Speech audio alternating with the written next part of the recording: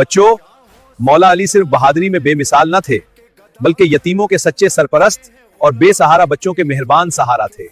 रात की तारीकी में मौला अली खामोशी से यतीमों, मोहताजों और गरीबों के घरों तक खाना और जरूरत की चीजें पहुंचाते थे।